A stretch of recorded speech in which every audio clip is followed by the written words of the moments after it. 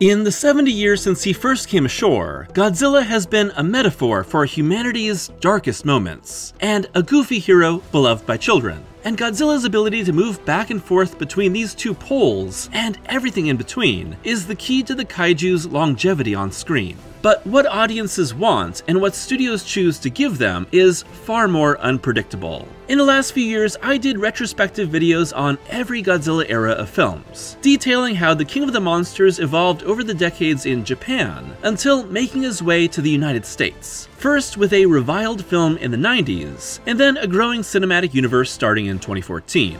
Now, a decade into the Monsterverse, Godzilla has been brought back in his most outlandish film in decades, with Godzilla X Kong, The New Empire, directed by a returning Adam Wingard and written by Terry Rossio, Simon Barrett, and Jeremy Slater. With power-ups, robot arms, and Hollow Earth secrets, GXK was deliberately designed to embrace the style of Godzilla's late Showa era of movies. But is that for the better or worse? And what does it mean for the future of the Monsterverse? Let's dive into Godzilla X Kong, a movie that fully embraces the goofy side of kaiju.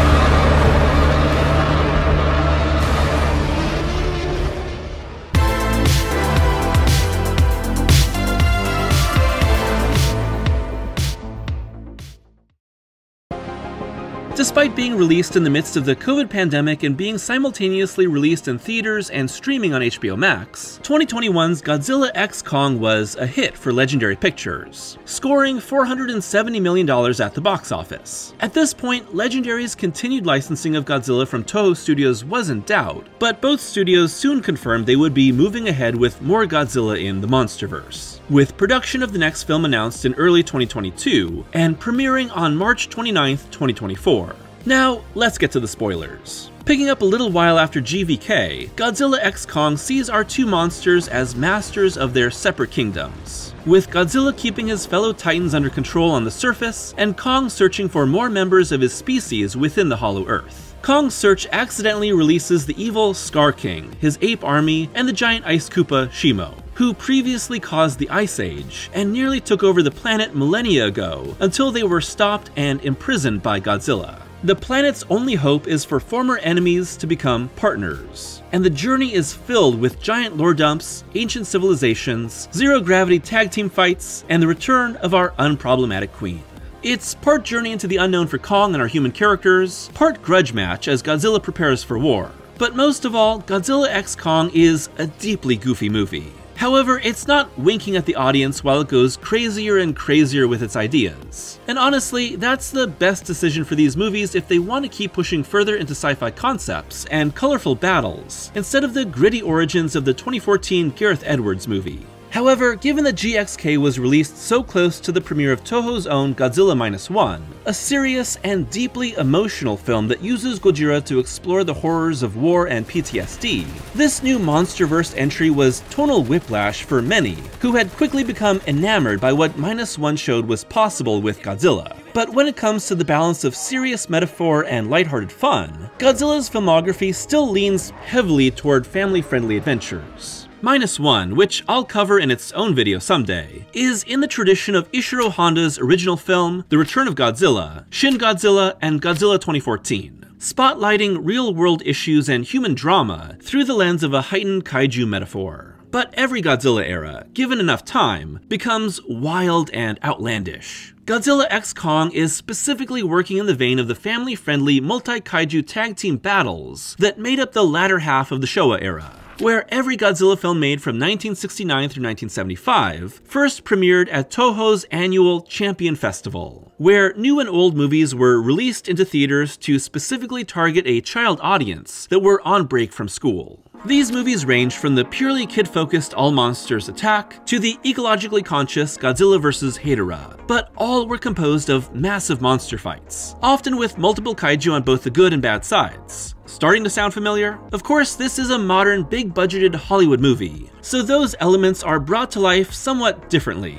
But everything from its dark reflection villains to its sci-fi just-go-with-it technology to its ultramassive stakes take what was seeded in Godzilla vs. Kong and push them several notches into the cartoonish. I'm glad that Rebecca Hall's Dr. Eileen Andrews and Kaylee Hoddle as her adopted daughter Gia have returned here. They really give these team-up movies a strong human core because, while the plots are ridiculous, their connection to one another and to Kong has a very sweet, warm heart to it. I like that the film gives their relationship an arc, but their characters' mother-daughter drama contrasted hard against a zero-gravity kaiju fight is the silliest whiplash possible. Oh no, Dr. Andrews, I'm so sorry your deaf adopted daughter might want to leave you and be with her ancient telepathic people. That's so sad. Oh, Godzilla's here. Hey Siri? Play The Boys Are Back in Town. Brian Tyree Henry as conspiracy theorist podcaster Bernie Hayes also comes back, and I gotta be honest, I could have done without him. He's just a really loud and annoying character. Being annoying seems to be his main character trait. Henry's a great actor. He's fun in Atlanta and really crushes it as the voice of Miles' dad Jefferson in the Spider-Verse movies. But he's the most Bayformers-like character in this series. And even though I enjoy at least the first 3 Bayformers, that's not a compliment. The man is one wrong move away from being peed on by a kaiju. Speaking of kaiju bodily functions, Dan Stevens as Titan veterinarian Trapper is easily my favorite addition here. Stevens had previously worked with Wingard and Barrett in the 2014 synthwave horror family drama hybrid The Guest, which I can basically sum up as, what if Michael Myers was hot and charming? Here, he's the biggest and loudest character, but I love his full embrace of the Titans as beautiful, dangerous creatures. The way he works to bridge us into this new relationship between humans and Titans really shows us how much the Monsterverse has changed since the first few entries. Yeah, humans, we think we took ourselves off the food chain, but maybe the Titans are here to remind us. I can just imagine the creators working behind the scenes to get this character right, saying something like, Trapper is the key to all of this, if we get Trapper working, because he's a funnier character than we've ever had in the movies. Why has there never been a kaiju vet in these movies before? It's such a wild and fantastic idea, especially in a world where so much government financing, study, and tech has been invested. This world and its characters have reshaped themselves around these enormous monsters, and we all need to go with it to enjoy the ride. Really, my major issue with how the Monsterverse builds itself from movie to movie is how concepts, ideas, organizations, and characters are dropped without a trace between films, and little explanation given to what happened in the years or even decades between movies. Where did the characters that were so essential to previous films go, and why does no one mention them? I choose to believe that Kong ate them.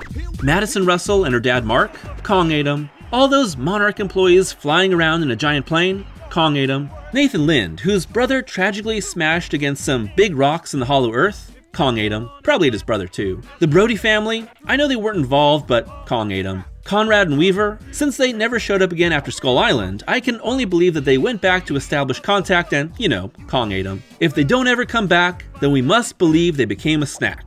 Don't tell me Kong doesn't eat people. I saw it happen. But not you, Lance Reddick, in your very minor role as Monarch director Gillerman. R.I.P. Godzilla largely plays support in this film, as it's once again Kong that has the true character arc, in search of family and then fighting for his home against a dark version of him. Godzilla has some cool fights and is overall still presented with great gravitas, but I think his Berry Blast power-up doesn't feel all that much different, and isn't as impressive as his Burning Godzilla overload in KOTM. As for the look, dubbed Godzilla Evolved, it's a fun new take, but I wouldn't want it to be Monsterverse Goji's permanent appearance. Pink dorsal plates, longer arms, sucked-in gut, more spikes. It's like Godzilla 2000 has been doing bench presses on the incline and the decline, adding to this film's move away from realism and movement and more toward exaggerated action. Concept artist Jared Krichevsky said he specifically used Goku's Kaioken attack from Dragon Ball Z as inspiration for this form, so you know this dude's my people. However, despite the Big G playing a supporting role, I'd say this is absolutely a Godzilla film far more than a Kong one. Let me explain. The vast majority of Kong's film history is remakes and riffs on the ape being encountered on Skull Island, taken to society, and meeting a tragic end. Classic Kong may be an intimidating monster, but he's no match for modern guns and greed. Godzilla, in all forms, is far beyond normal human capabilities, and ultimately either reminds mankind of its smallness in comparison to nature, or fulfills humanity's greatest possibilities as a defender of the world. Of course, that's all done through massive kaiju battles, and most films structured around the human characters' slow discovery of monsters and ancient secrets, in tandem with kaiju moving into their next encounters. And that's exactly what GXK is, with our human characters' exploration of the Hollow Earth, working alongside Kong's encounter with Scar King and Godzilla's quest for more power. To say this is the craziest, most unapologetically over-the-top Monsterverse film is an understatement. Little stinker Suko homages Son of Kong until he's used like an impromptu nunchuck. There are New Zealanders everywhere, and Godzilla is basically the most aggressive, vindictive giant cat you ever seen, living out one bad day before he can nap again in the Coliseum. The fact that it's on site when Kong comes out of Hollow Earth shows just how angry Godzilla is at all times, giving Kong a wrestling-style beatdown. Now, we all know that professional wrestling requires coordination between two opponents, and the vertical suplex needs both the suplexer and suplexee to be working in tandem for a great-looking throw. But since Kong is an unwilling participant, this means Godzilla is suplexing this dude all on his own. What I'm saying is that our lizard boy is strong as hell. The really exaggerated nature of the Monsterverse world, and the fact that we're just supposed to accept all the crazy enhancements that have happened along the way, means that the super fast introduction of Kong's Beast Glove, that stands for Bio-Enhanced Anatomic Seismic Thunder, but you already knew that, is basically given a just go with it approach. Get on board or get off the ride. I'm glad that the film doesn't slow itself down to over-explain Project Powerhouse, which would have essentially turned the monkey into Mechanic-Kong, but it's clear the film has reverse-engineered giving Kong a robot glove, and wants to get to that as fast as possible. The glove braces Kong's arm, dopes him up with a whole bunch of painkillers, and adds an electric attack that homages his electricity from the original King Kong vs. Godzilla. And much like Dutch in the Aliens vs. Predator arcade game, everything is cooler with a robot arm. Speaking of robots, GXK does break a cardinal rule of the Godzilla franchise, putting Mechagodzilla in two back-to-back movies, Godzilla vs. Mechagodzilla and Terror of Mechagodzilla, Godzilla vs. Mechagodzilla 2, and Godzilla vs. Space Godzilla sorta, Godzilla against Mechagodzilla, and Tokyo SOS. It's tradition. If there's another word to describe GXK besides goofy, it's toyetic. The term was first coined by Kenner Toys executive Bernard Loomis, saying that Steven Spielberg's Close Encounters of the Third Kind was not toyetic enough, and couldn't be turned into easily marketable figures. The toy industry has still not totally figured out how to effectively market movies about sad, obsessive dads willing to abandon their kids for alien abduction. That's just most of their consumers. Boom! Got him! Hit my music! Okay, cut my music. GXK is toyetic as hell. Kong's got a new robot arm, Godzilla's all juiced up. Scar King has a whip accessory. It's the same reason every Marvel character has a new costume whenever they return in another movie. If the character is the same, then the exterior needs an upgrade for more products. But the best thing about GXK by far is the film's ability to really give complex characterization to its kaiju without having to say a word. Kong being an ape and having much more human features than most monsters helps, but it really comes down to a clarity of expression with fantastic CGI models, and enough time given to let these creatures play out their big moments that establish motivation, fears, and relationships to one another. What I wanted to do with this film more than anything was to put you in the perspective of the monsters, said Wingard. I wanted to do a film that was driven by non-verbal visual sequences. To make that happen, both Kong and Godzilla are given large portions of time without human characters or subtitles, relying on fantastic character work to tell you everything you need to know.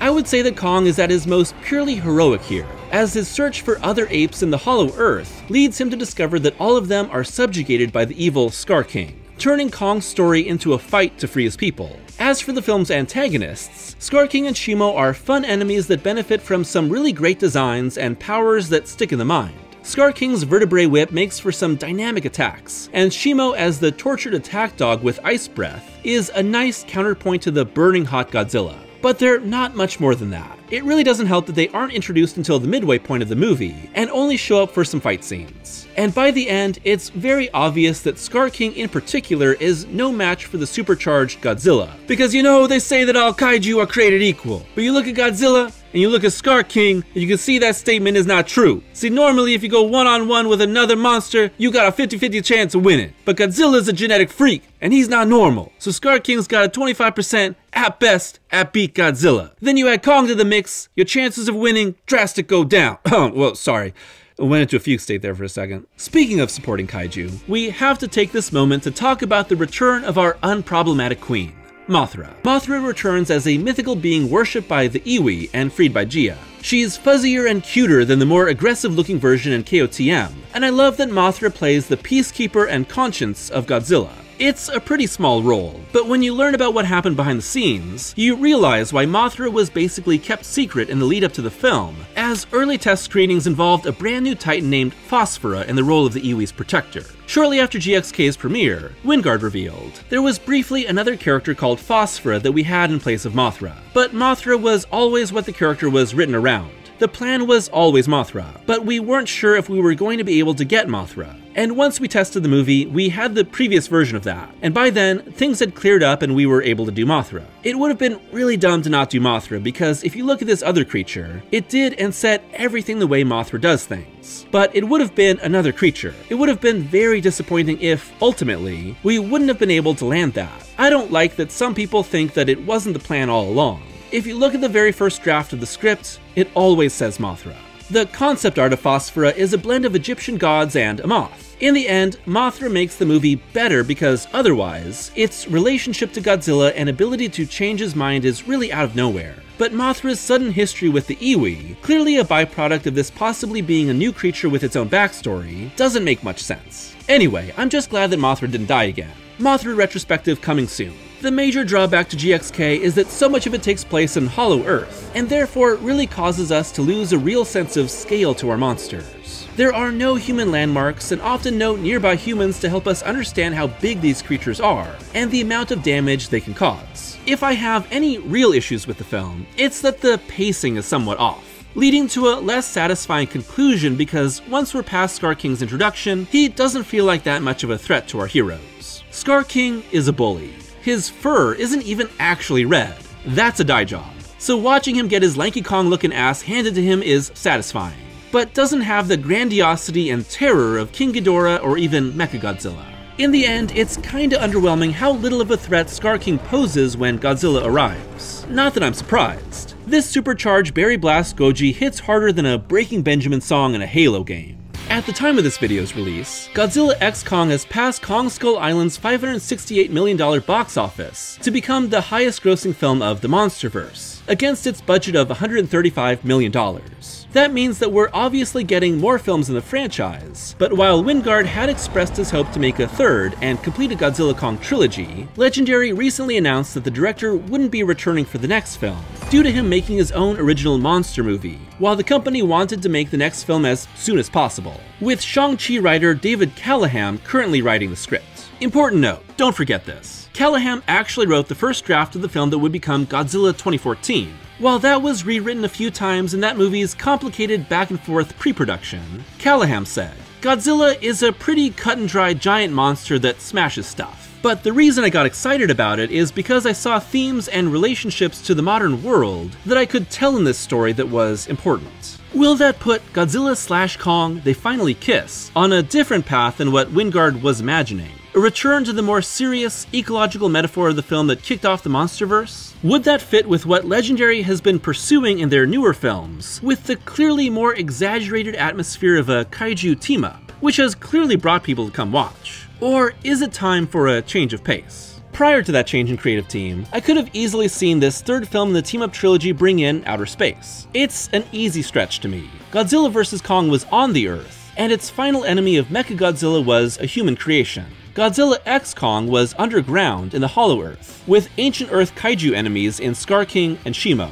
So Godzilla/Kong should go above the Earth. Say Monarch has a space station now. It's not far-fetched with all this new tech, and we've got a full-fledged invasion teased by Ghidorah's history in King of the Monsters. Gigan is a perfect choice for this. It's not as outlandish as Space Godzilla. People want Destoroyah, but that is an end-of-franchise threat. Of course, I'll always be rooting for Biollante to come back. And I could even see the entire Monsterverse ending with Godzilla making a full heel turn, and Kong forced to finally, somehow, beat the King of the Monsters to save the Earth.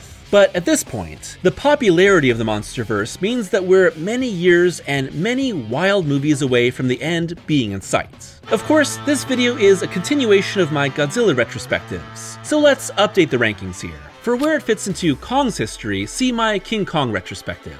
For my Monsterverse only rankings, I'd place this at the new number 4 spot. So now it's 5 Godzilla 2014, 4 Godzilla X Kong, 3 Kong Skull Island, 2 Godzilla vs. Kong, and number 1 Godzilla King of the Monsters. And as far as the film's placement in my overall Godzilla rankings I set in my Shin Godzilla video, I'd place Godzilla X Kong at the new number 15 slot, pushing Godzilla vs. Gigan down to 16, but below Godzilla vs. Kong at 14. Where does -1 land? We'll talk about that in -1's own video. Personally, my favorite Godzilla movies are more serious, and the ones I like the least are the most purely goofy. But my ideal approach for Godzilla is a film that has big and outlandish kaiju action, but a more serious, invested tone with its human characters. That's why I love so much of the Heisei era, and think Shusuke Kaneko's Gamera trilogy is a masterpiece. So while I think GXK is lots of fun, it's not more than that, and I prefer Godzilla vs. Kong for its more serious stakes and dangers. But in the end, it's really up to what you're looking to get out of these films that determines which you like the most. And I think that every Godzilla movie, like films in general, should be evaluated on what it's trying to achieve and how well it accomplishes what the creators intended to make. Godzilla X Kong, The New Empire, is exactly as wild and goofy as it wanted to be, for both good and bad.